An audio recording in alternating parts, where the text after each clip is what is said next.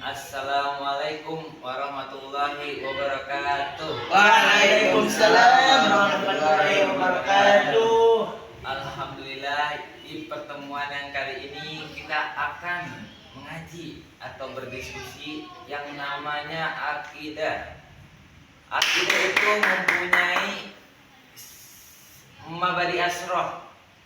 Ada yang tahu mabadi asroh? Saya tahu Mabadi Asro itu 10 prinsip dasar dalam agama Islam. Betul banget, kamu anak siapa sih?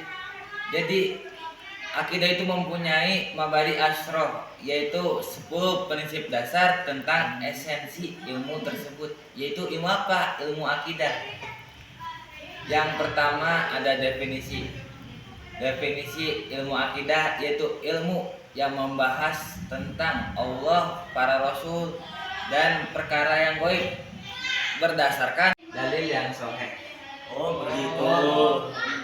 Terus yang kedua adalah objek pembahasannya apa sih? Objek pembahasannya adalah membahas tentang Allah dan para rasul, juga perkara gaib berdasarkan dalil yang sahih. Ustaz, perkara yang gaib itu seperti apa sih? Lu pengen tahu dong. Jadi perkara gaib itu adalah suatu perkara yang tidak pernah dilihat oleh kasat mata. Seperti apa? Seperti akhirat. Akhirat itu dilihatnya oleh makhluk yang mati, bukan makhluk yang hidup. Seperti halnya apa? Itu yang dinamakan surga, neraka, dan yang lain-lain.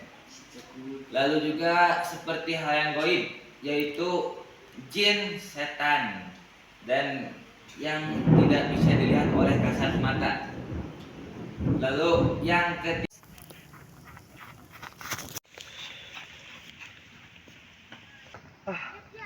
Anak-anak pada di mana sih? Kalian tuh anak-anak Gus Dur gak? Tahu, itu ada di dalam. Oh oke, makasih. Oke, sama-sama.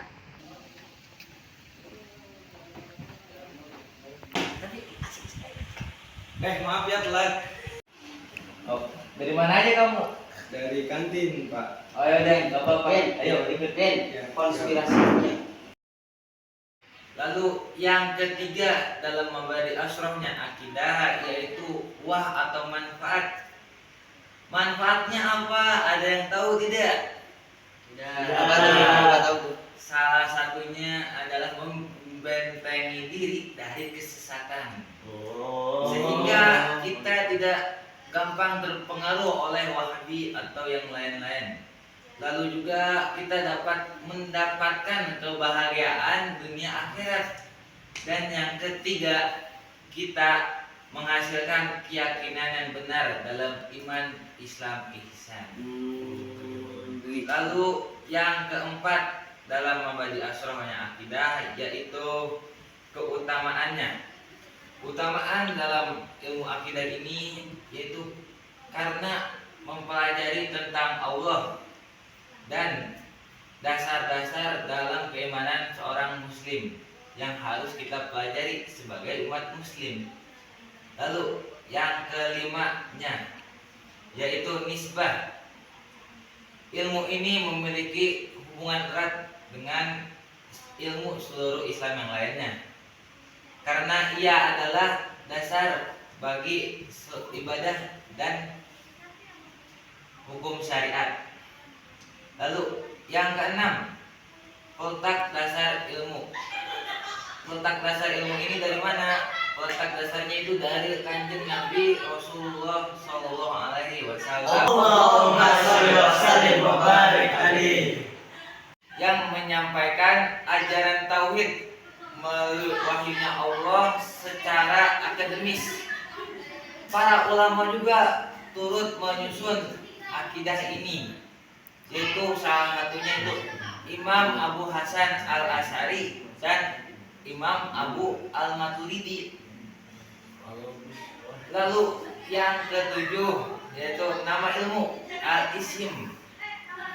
Nama ilmu ini juga disebut dengan Ilmu tauhid, ilmu akidah, ilmu ini yang benar Betul kamu nak. atau juga iman. Bisa. Saya bisa. Betul, Ya, betul. betul. Betul, Lanjut, betul. Kak, lanjut. Kemudian yang kedelapan yaitu pengambilan sumbernya itu dari mana ilmu ini, yaitu tiada lain dan tiada bukan Hanya dia. Hanya dia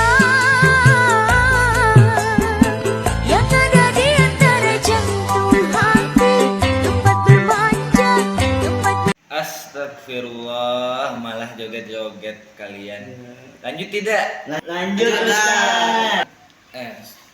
Selanjutnya, selain dari pengambilan sumber ilmu ini dari Al-Quran, juga pengambilannya itu dari ijma, lalu dari akal sehat yang selaras dengan wahyu. Kemudian yang kesembilan yaitu hukum mempelajari ilmu ini adalah fardu alias wajib ain bagi setiap umat muslim untuk memahaminya. Wajib banget bagi kalian-kalian. Lalu ada juga wajib kifayah bagi atau fardu kifayah bagi seseorang dari suatu kaum untuk memperdalam ilmu akidah ini.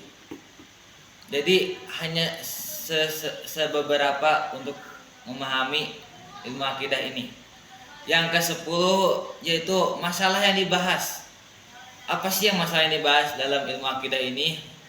Yaitu salah satunya adalah keesaan Allah, sifat-sifat Allah, lalu juga yang namanya hari akhir, qada dan qadar, serta hal-hal gaib yang wajib diyakini oleh seluruh umat muslim. Itulah Muhammad Asro dalam ilmu akidah yang menjadi fondasi dalam memahami dan memperkuat keyakinan seorang Islam atau Islam. Materi yang selanjutnya yaitu keyakinan Ahlussunnah wal Jamaah. Ahlussunnah wal Jamaah meyakini bahwa Allah itu bersifat dengan sifat-sifat yang sempurna dan mustahil bersifat sebaliknya. Konsep ini juga ada yang namanya sifat wajib, mustahil dan jaiz, berangkat dari kenyataan bahwa untuk membuktikan eksistensi mayoritas sifat tersebut meskipun terdapat dalil-dalil nakli berupa Al-Quran dan hadis yang merupakan sumber akidah, tetap membutuhkan penalaran akal sehat yang dalam konteks ini dikenal hukum yang ada 3, yaitu 1. Wajib, mustahil, dan jaiz akli. Terlebih bagi orang yang sama sekali belum percaya terhadap eksistensi Allah sebagai Tuhan maupun eksistensi para rasul. Adapun maksud istilah wajib akli adalah segala hal yang menurut akal pasti adanya atau tidak dapat diterima ketiadanya. Terus mustahil akli itu apa? Adalah segala hal yang menurut akal pasti tidak ada atau tidak diterima adanya. Kemudian jaiz akli adalah segala hal yang menurut akal bisa aja ada maupun tidak atau diterima adapun ketiadaannya. Ilustrasinya apa? Ilustrasi wajib, mustahil, dan jaiz akli secara berurutan adalah yang pertama ilustrasi wajib, yaitu akal pasti mengharuskan salah satu dari diam dan bergerak terjadi pada makhluk. Wajib adanya pada makhluk. Lalu yang kedua yaitu ilustrasi dari mustahil.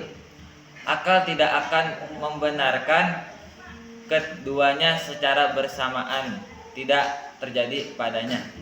Lalu yang ketiga ilustrasi dari jaiz akli, yaitu akal menerima ada dan ketiadaan salah satu dari makhluk. Mungkin demikianlah antara lain dijelaskan Syekh Muhammad As-Sanusi dalam Dasar Al-Bahrain. Mungkin pertemuan cukup sampai di sini saja. Semoga ilmunya bermanfaat. Amin. Dipergunakan dengan baik. Amin. Ada yang ditanyakan? Silahkan. Bagaimana cara menambah